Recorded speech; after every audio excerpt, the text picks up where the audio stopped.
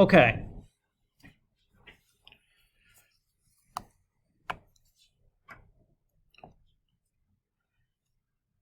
What would you guys like to start with?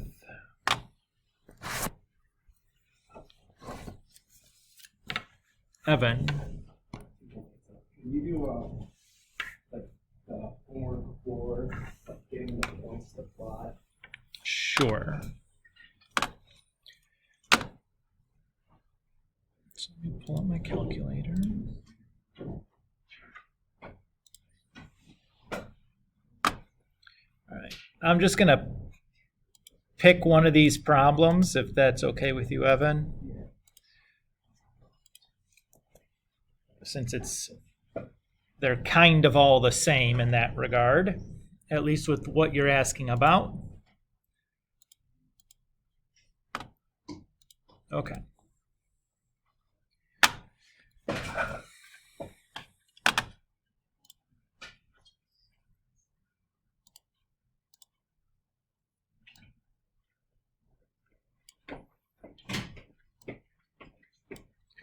So what I'd want to start by is determining the asymptotes first, because before I can't really pick my table or points in my table until I've got those asymptotes squared away.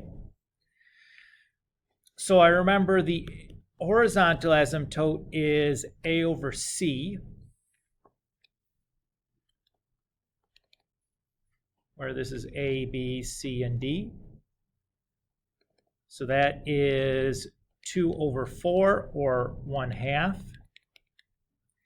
I'm going to write this as 0.5, though, since we're going to graph it. It's a little bit easier to deal with a decimal than a fraction if we're plotting things. And the vertical asymptote is negative D over C. So our D in this case is negative 3, and our C is 4.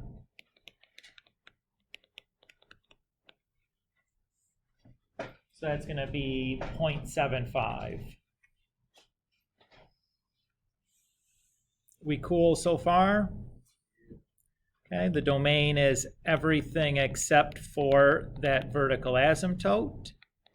And the range is everything except for the horizontal asymptote.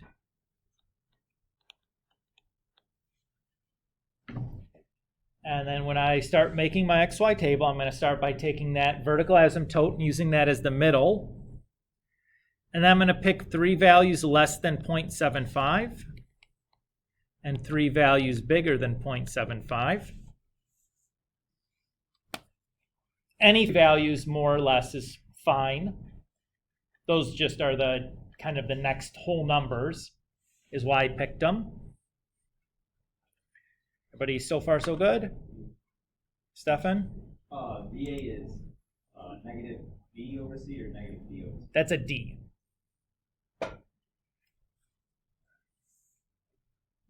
Okay. So what I'm going to do now to figure out like the y coordinate for negative 2 is I'm going to plug negative 2 in for the x here. So the easiest way for me to do that is to use the fraction option on my calculator, because then I don't have to worry about a bunch of parentheses going on. So I'm going to press the alpha button and the y equals. And I'm going to choose that first option for n over d as numerator over denominator. And then I can type this in just basically exactly how it would look on my sheet of paper. So if I take negative 2 and have that. If I take negative 2 and plug it in for x in the denominator, I'd have this. Evan, you agree?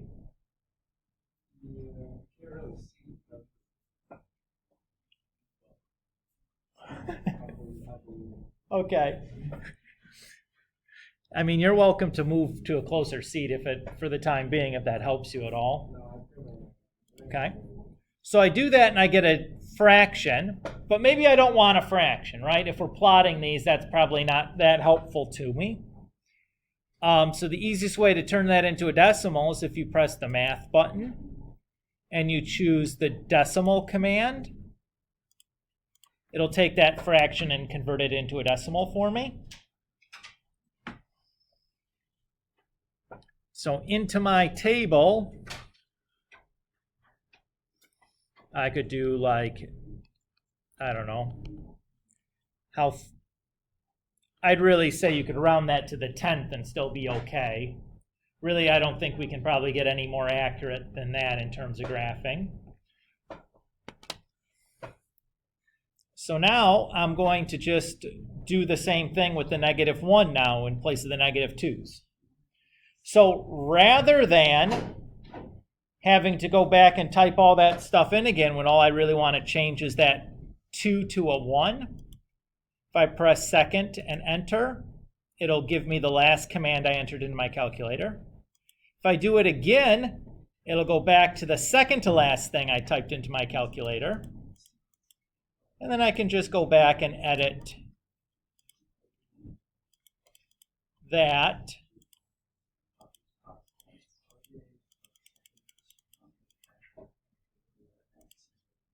And then use my decimal command and press enter.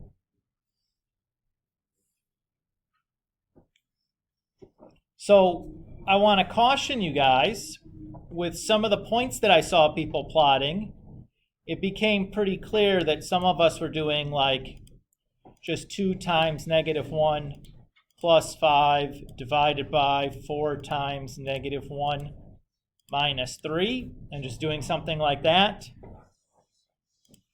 That is definitely not giving you the same value. That is the wrong answer.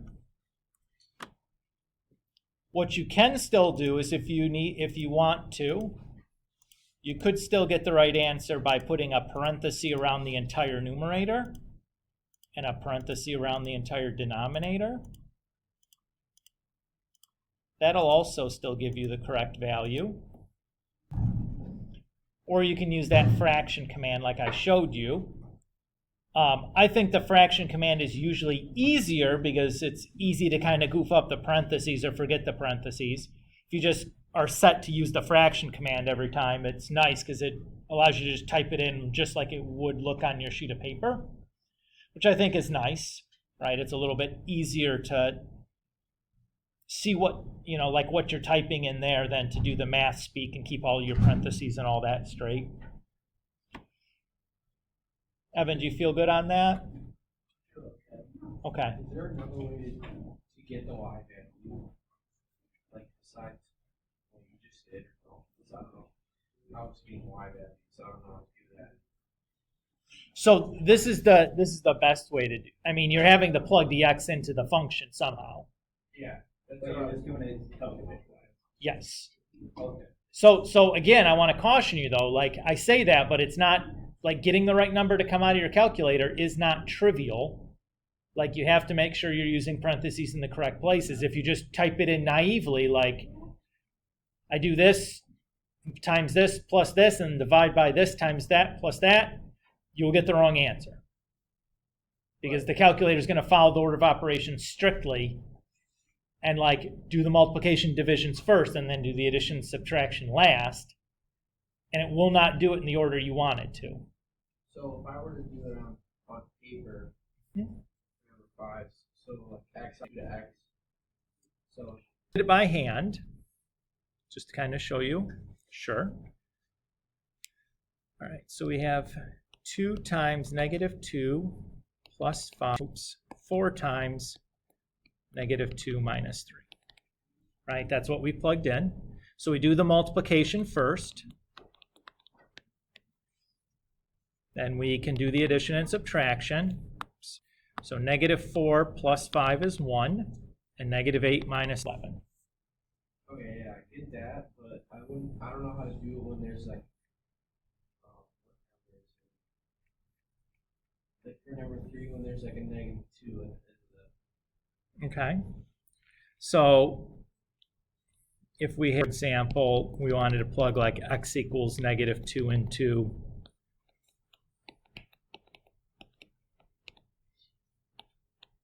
like something like this, right? Yeah. Okay.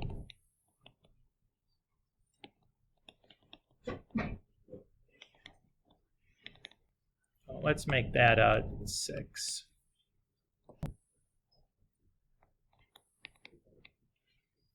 Okay. So now we would need to make a common denominator. So the common denominator there would be a 4 over 1 by 4 over 4.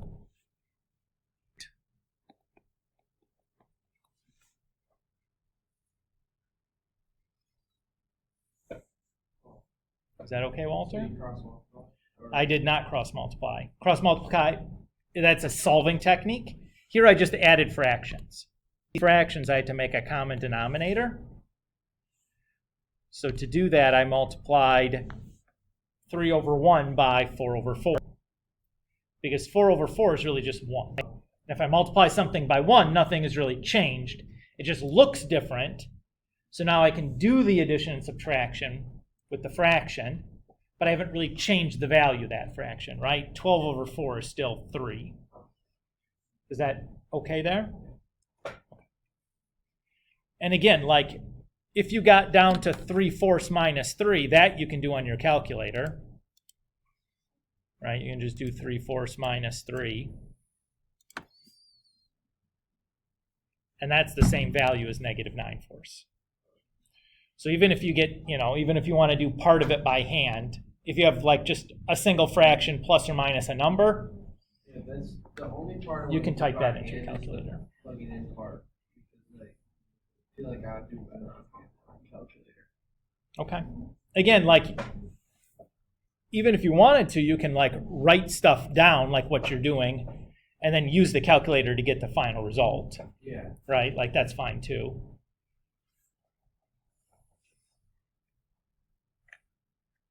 Stefan, One of those.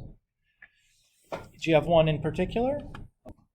Yeah, can we do one from the review? Just any of them. Does this form then? 16. Yeah, 17 is what I grabbed.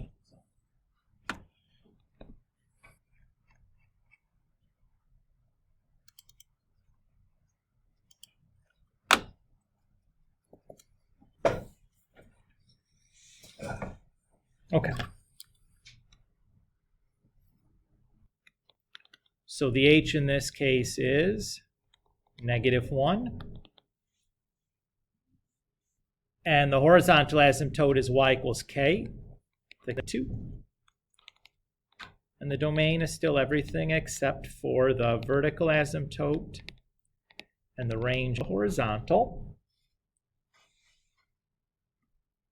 So far, so good? Wait, so there's a different formula when it's like that. You need to find the vertical and horizontal asymptotes differently, yes, depending on what the problem looks like. Yes, Stefan? So the horizontal is the k, right? And the vertical is the 8.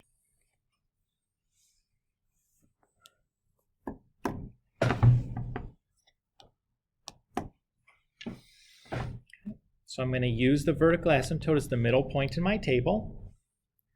And I'm going to pick 3 x's there then.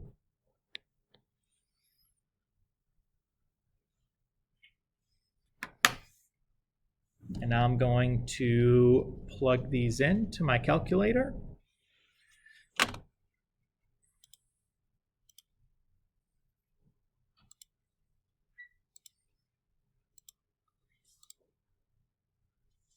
Yes, sir? If it wouldn't be too much of a hassle, if I get an exact rundown of the buttons. Yeah. So I started to make the fraction, I press alpha and then the y equals button. That opens up the fractions menu. I'm going to choose the n over d command. That's the first option. And then I'm just going to type in basically exactly as it looks. So the numerator is 3. The denominator is x plus 1, but in place of x, I'm going to type in -4, because that's the first x in my table. Then I have the plus 1 in the denominator. I'm going to use the arrow key to move my cursor so it's outside of the fraction. and then I'll type the -2. And then to make sure I get a decimal, I'm going to press the math button and choose the decimal command, which is command option number 2. And then I'll press enter.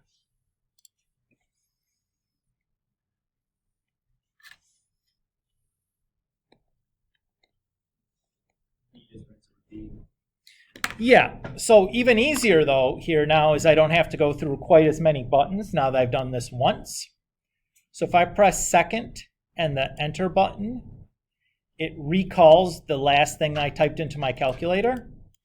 So I can just go back and edit the -4 to be a -3 and press enter, which is a little bit less button pushing and which in the time test setting can be kind of helpful if I'm able to kind of do those steps a little bit quicker. Does that feel okay?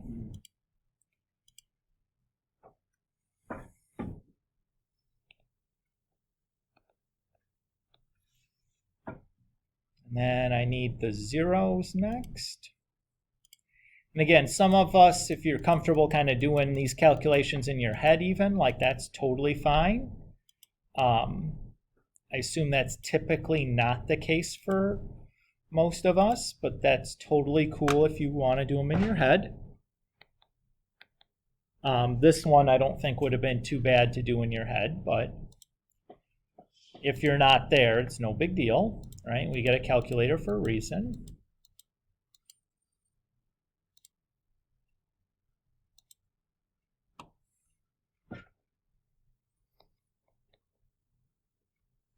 So far, so good? Okay. So the nice part about this is like you do the complicated calculator setup once, and then you can just kind of recall what you did and just edit a little bit, and it saves you all those menus and buttons and all that jazz, right?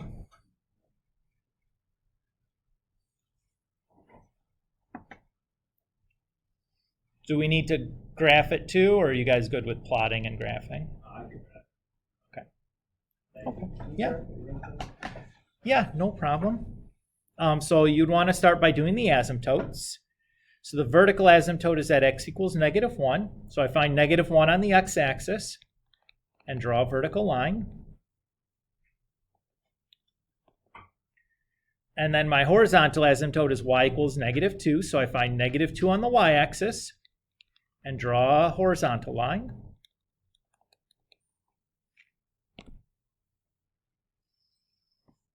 And then I'll plot my points. I'm going to plot them in 2 sections. I'm going to plot the left 3 points and then draw.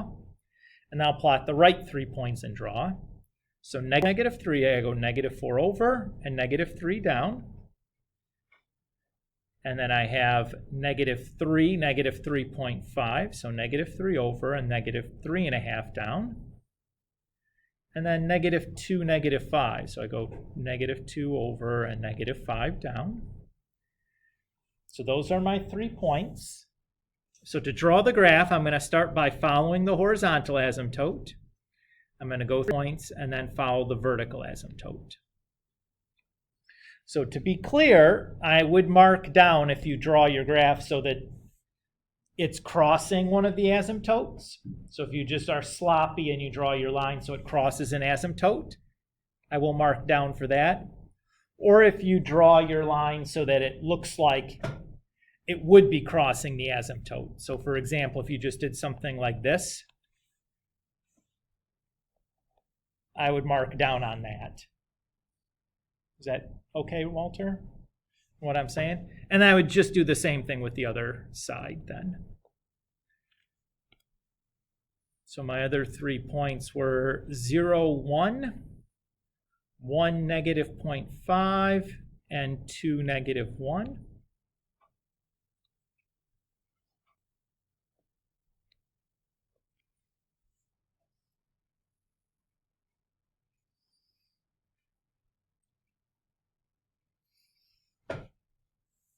So it's just as a like error correction protocol here, you should always see that the two parts of your graph are in like opposite corners.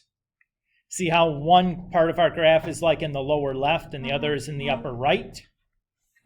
They should always be like kitty corner from each other. They should never be like on opposite sides. They should always be kind of like on a diagonal, the two parts. So if you get them on the opposite side or on like opposite sides, you've done something incorrect. So you should go back and double check your arithmetic. It's likely you either have found your vertical asymptote incorrectly. That's often the case where you, on a problem like this, you assumed your vertical asymptote was +2 instead of negative, or +1 instead of -1. And that'll mess everything up pretty badly. That's usually the culprit, is goofing up that asymptote. Feel a bit better on these graphing pieces? Okay. What should we talk about next? Grace? Yeah, sure. Here's my review.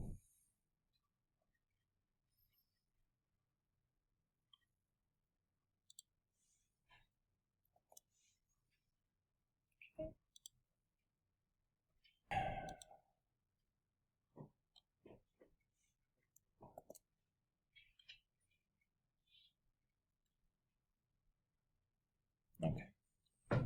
Problem. So basically all we need to do on a division problem is turn it into a multiplication problem and then factor and reduce. So I'm going to do kind of the turning it into a multiplication problem and the factoring all in one step. Is that okay? Okay. So the way I turn a division problem into a multiplication problem is making the reciprocal of the fraction on the right. So I'm going to start just by factoring this fraction on the left. So I notice in the numerator there's a greatest common factor of 5x. In the denominator I have a greatest common factor of 2x.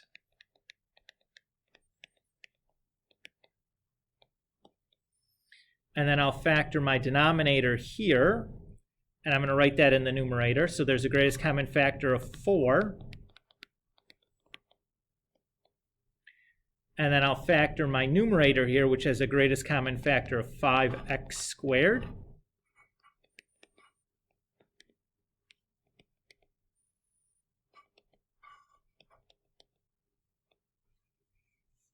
So far, so good? Wait, so you change the division to multiplication. Mm-hmm. That's switching Yep. the bottom. So like this one is now here, and this one is now there, because I've changed from multiplication, or from division to multiplication. Cool? Okay.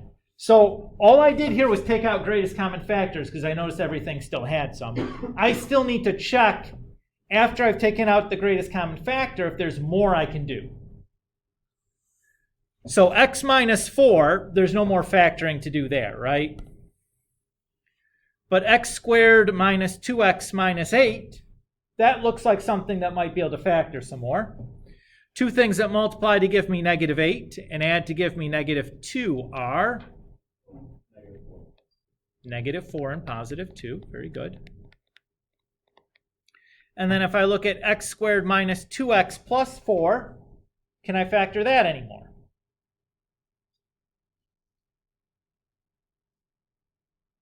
No, right? There's not two numbers that multiply to give me +4 and add to give me -2. Remember, if you weren't quite sure if the square root of b squared minus 4ac is not an integer, then you can't factor it. Okay? In that case, you know, like the b is the -2, the a is the 1, and the c is the 4. I think you get like -12 or something. Or square root of -12, so it doesn't work. But x cubed plus 8, that I recognize as something special. That's a sum of two cubes, right? So if I use two cubes factoring pattern, that's that. So in this case, my A is x and my B is 8, right? Stefan? So you needed to remember that. Mm-hmm. Okay. Mm-hmm. So here I have x. Oh, my B isn't 8, dummy. My B is 2. Good gravy.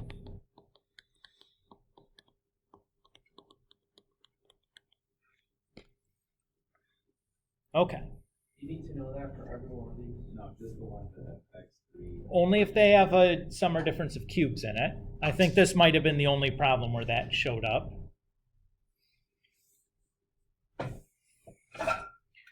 Okay. Now, Grace, we have everything factored up, so now we can start reducing. So I have an x minus 4 that I can reduce there.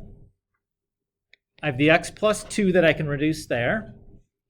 I have the x squared minus 2x plus 4 that I can reduce there. I have a 5 that I can reduce there. I have the 2 and the 4 that can reduce the 4 down to a 2. And I have this x can reduce with that x. So if I look at what's left in the numerator, all I have left is the 2. And in the denominator, all left is the x squared.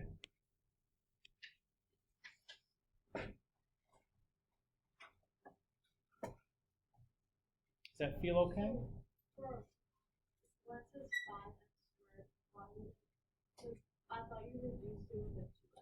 So I would do 2x. Well, if you wanted to do that, that would be, you can reduce it with the 5x, but you still have an x left over, right? Because this is 5x and this is 5x squared.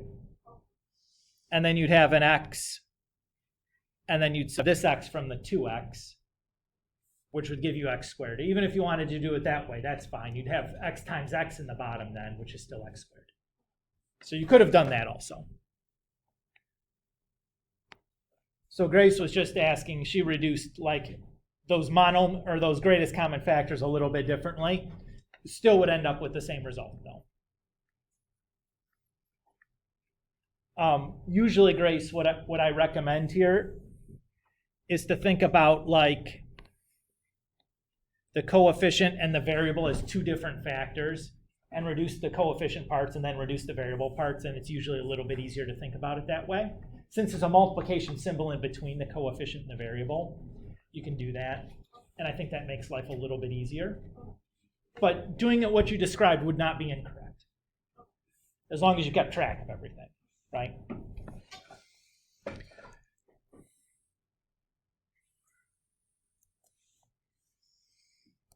Okay.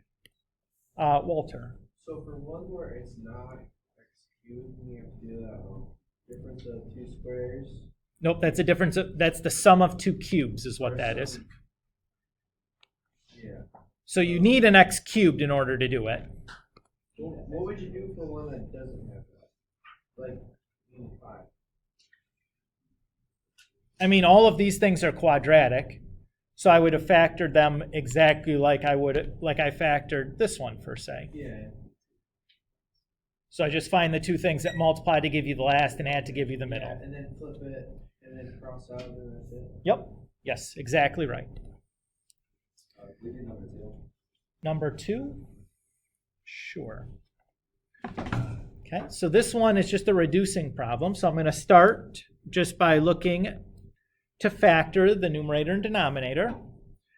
So I start by, in the numerator, noticing there's a greatest common factor of 2x squared.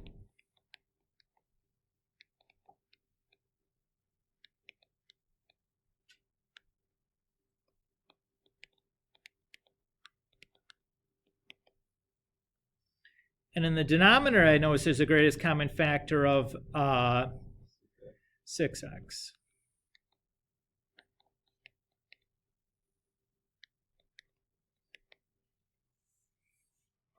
So far, so good.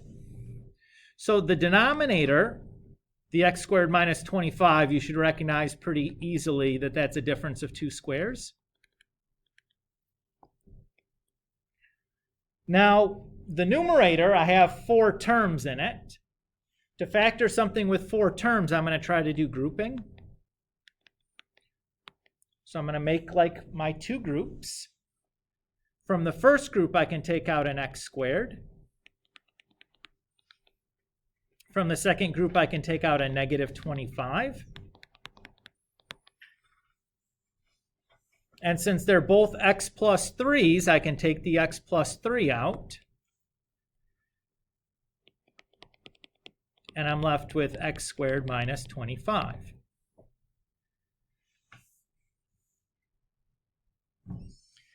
Now, x squared minus 25, we just noticed a moment ago, was a difference of 2 squares and could factor a little bit more.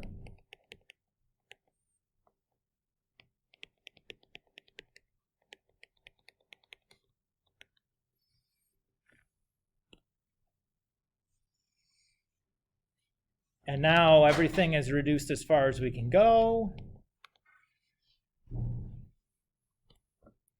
So that x minus 5 and x plus 5s cancel. I'm left with just x plus 3 over 6x. Steph. Wait, what happened to that 2x? That was 2x squared. That was Oh, I forgot about it. Good call. Thank you, sir. There's a 2x squared there. So that 2 can become a 3, and that x can go away with that x.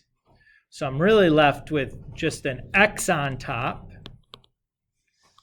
and the x, and just a 3 on the bottom. Excuse me. Thank you. Thank you. Yep. Again, it's easy to forget about those leading coefficients sometimes, so thank you for reminding me. So it's 4 terms, you group it together. You should try grouping, yes. Ben, You do 13. from the review? Yeah. Sure. Is this helping, guys? Yes. Let's do a solving one then.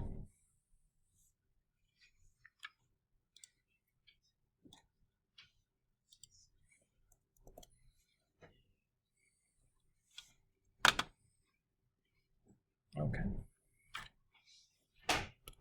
All right. So this is a solving one.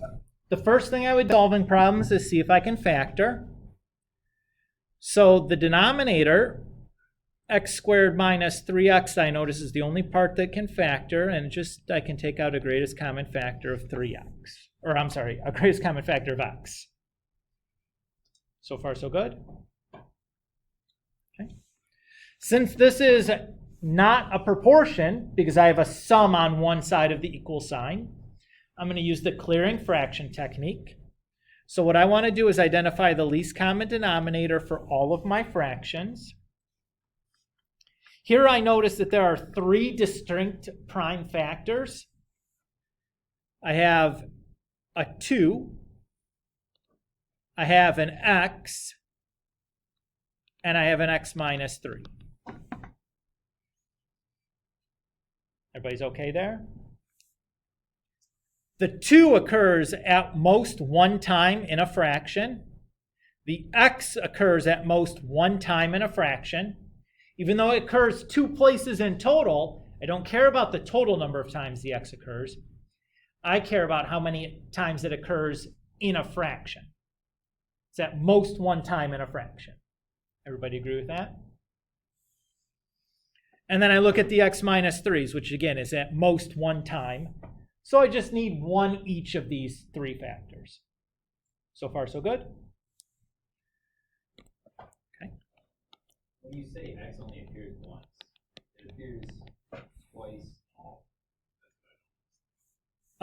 Well, this is x only occurs in the first 2 fractions. It occurs 1 time there. Oh, x not count.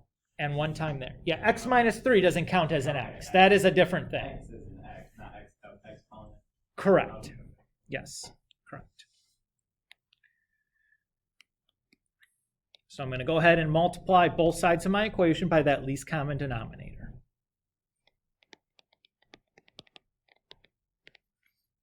So when I multiply it to the first fraction, I have that. Multiply to the second fraction.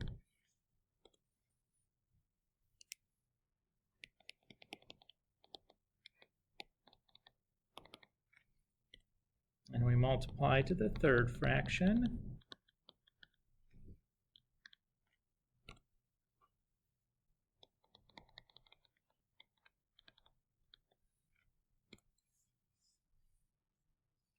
Ben, are you good with what I did there? Yeah. Is everybody okay following what I did? Okay, so now I'm going to reduce. X minus 3 is reduce, the x's reduce, and I'm left with just 2 times 2, or 4. The 2 reduces, the x reduces, and I'm left with x minus 3 times x plus 3. And then the x minus 3 is reduced, and I'm left with 2x times x plus 1. So I'm going to go ahead and FOIL out x minus 3 and x plus 3 and distribute through the 2x plus 1.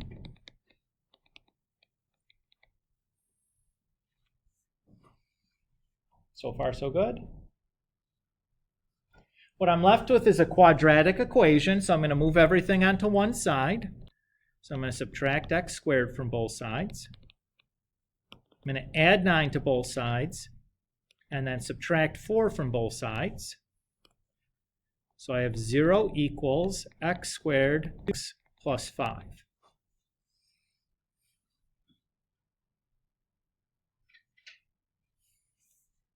Still doing okay? So to solve a quadratic, I can try to factor it, I can try to solve it directly, or I can use the quadratic formula. In this case, I can't solve it directly because I have both x's and x squareds. I could try to factor this, but there aren't two numbers that multiply to give me 5 and add to give me 2. So I must use the quadratic formula. So x equals negative b plus or minus the square root b squared minus 4 times a times c all over 2 times a.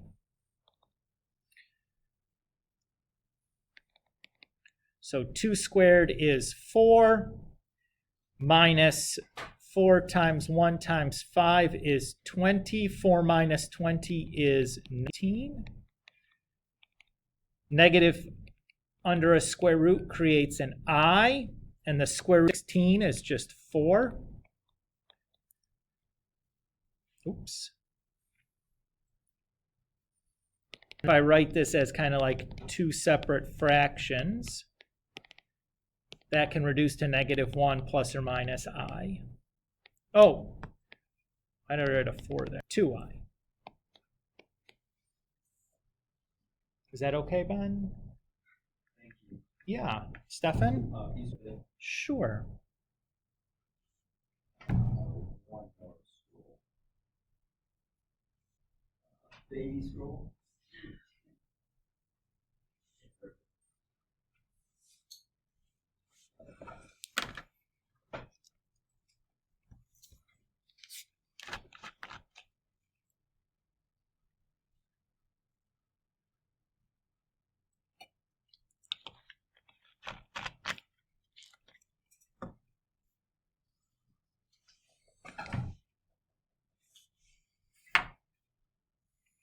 All right.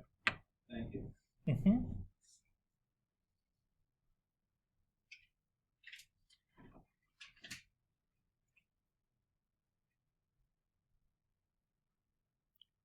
Who's next?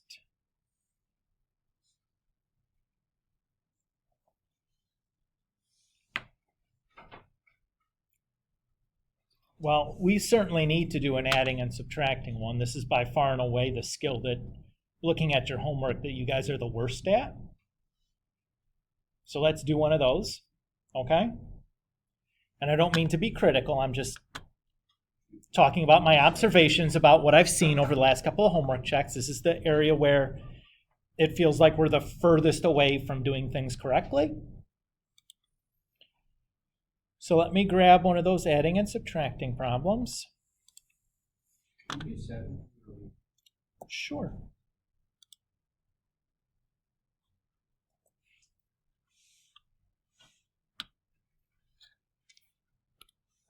Okay, so looking at 7, the first thing that I would do is I'm going to factor the denominators. I could factor the numerators too, but there's nothing to do there. And typically that's not going to help you with a adding and subtracting problem. So this one is a difference of 2 squares. And this one, I just need to find the two things that multiply to give me 9 and add to give me 6. That would be 3 and 3.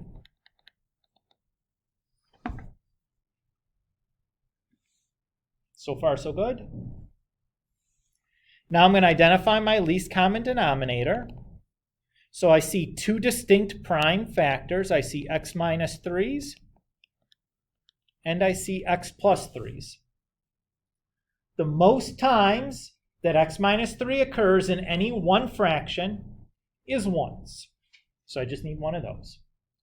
The most times an x plus 3 occurs in any one fraction is twice. So I need 2 of those. So if I look at my first fraction, I have the x minus 3, and I have one of the x plus 3's, but I'm missing the other one. So I'm going to just multiply the top and bottom of that fraction by x plus 3. If I look at my other fraction, I have the x plus 3, but I don't have the x minus 3. So I'm going to multiply the top and bottom of that fraction by minus 3. Everybody okay there? I'm going to now rewrite what I have. X plus 3 times x plus 2. And I have my minus sign. And I have x minus 2 times x minus 3. And it's all over my least common denominator.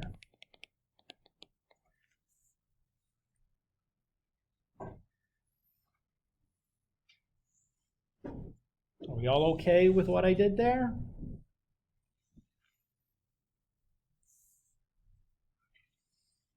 Speak up if you're not. I'm happy to go down and re-explain or go through it again. Can I reduce at this step? You cannot. The reason you cannot reduce is because you have an addition or subtraction symbol that's outside of your parentheses.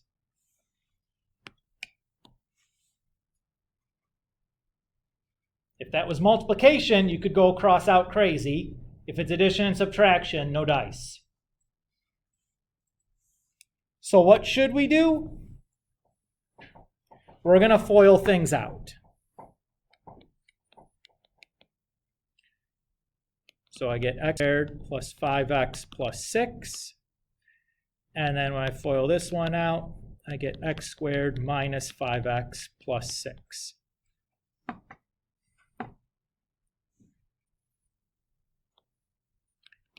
Here is not quite correct. Does anybody see the error with what I've written? You need a positive 5x on the right. Well, I get negative 2x and negative 2x. So I didn't make a mistake with the foiling. The issue here is this minus sign applies to this entire result. So I really need a parenthesis around that second polynomial because that negative sign applies to everything inside of it. The subtraction problem is very easy, that negative.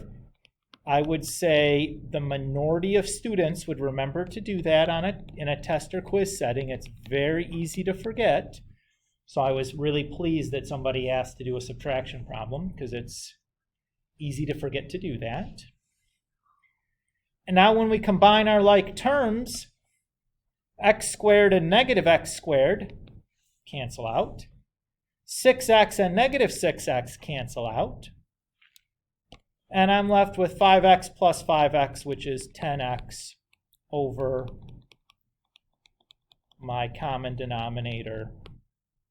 And that's as good as we can do.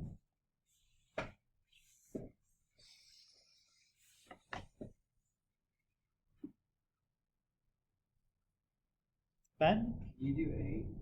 Sure.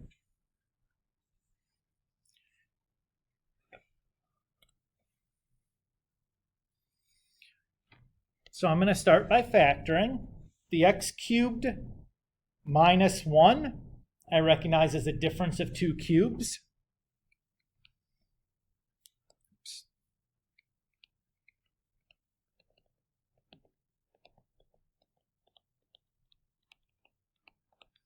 So that is going to factor to x minus 1 times x squared plus x plus 1.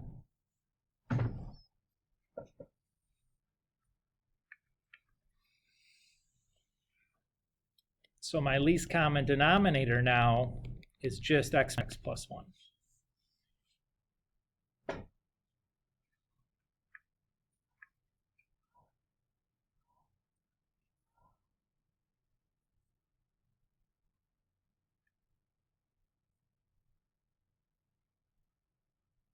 Stefan. That says x2 plus x plus 1. X squared plus x plus 1, yes. So if I look at the first fraction, I got everything I need, right? Because the denominator for the first fraction is the least common denominator. Everybody agree?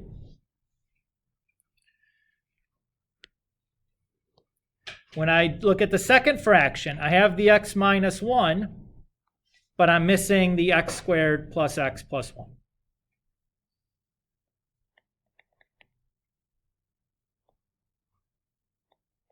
So I'm going to multiply the top and bottom of this fraction by x squared plus x plus 1. And this fraction has the x squared plus x plus 1, but it's missing the x minus 1. So I'll multiply that fraction by x minus 1 to the top and bottom.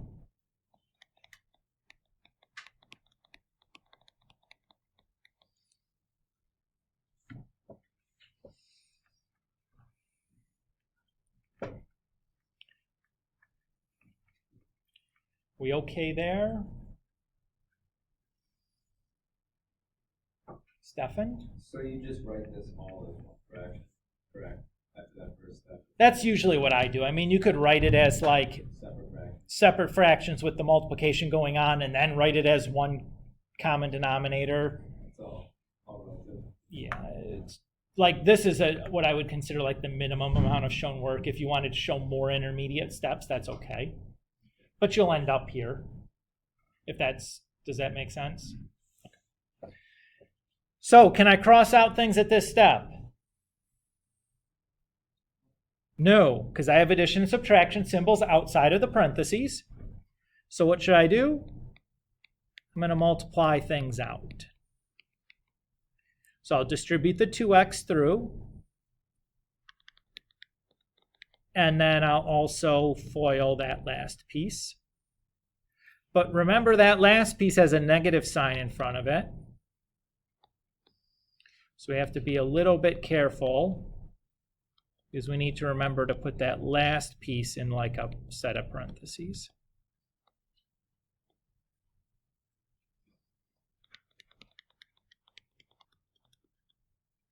Because we also have to distribute that negative.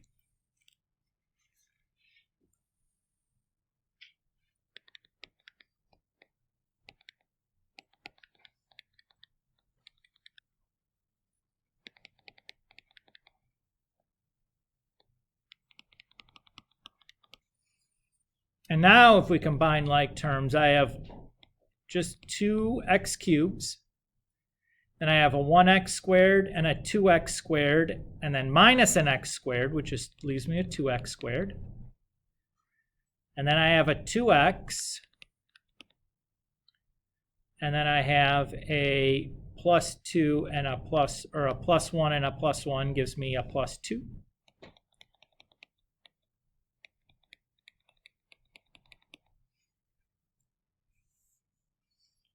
But if I look carefully at that numerator, that looks suspiciously like something that could factor. So I notice right away there's a greatest common factor of 2 I can take out.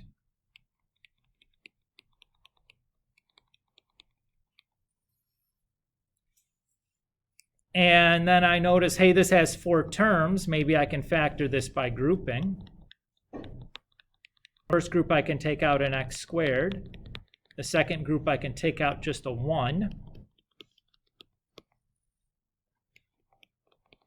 But if I do that, I still don't have anything left to reduce, right? Oops, let's let that 2 there. So this would be my, but this would still have been okay also, since there's no reducing that I could do, even though I was able to factor the numerator.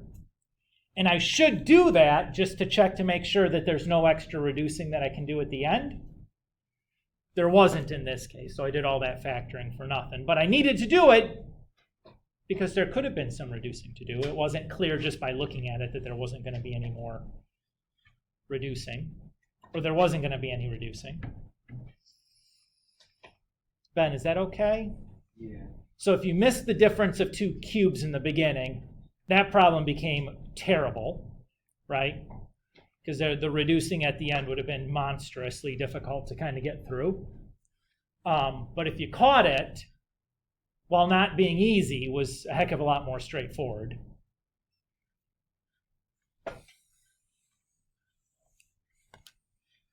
Okay. So we need to stop because we're almost out of time. I want to say this before we go. So for the test, we will do that next class period. You can bring with you to the test a half a sheet of paper. You can put any notes you'd like on that half sheet of paper, front and back, as long as they're handwritten. Must be handwritten, not typed. So I can't let you take like the entire review and like telescope it down onto a sheet of paper unless you can do that by hand. And you have to turn it in with your test. Okay? Does that sound helpful? Okay. Yeah, sounds grand. So let's try to turn over a new leaf. Put together a little bit better work habits for the course. Be a little bit more proactive about what we need and where we're at. Make sure we're kind of following along during class and like taking some time every day. Do a little bit of work on the homeworks so you can really come with questions and like participate more fully when questions are being asked.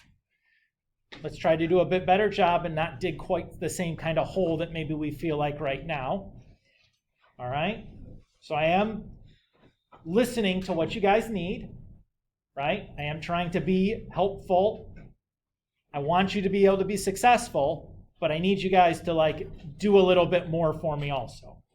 Now, and I'm talking about like the most stuff in the entire world. I'm just talking about being a little bit more present in class and being a little bit more attentive at night and doing a little bit more homework in the week, during the week before you get to Sunday, so that we can make more out of the class time that we spend together, right?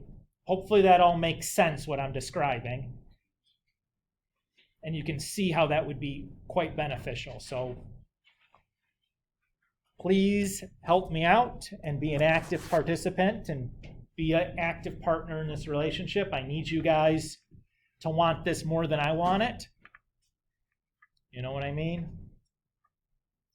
And some of you guys are doing a nice job. I don't want to say that like everybody's doing their garbage work. Like that's not the case. A lot of us are working quite hard.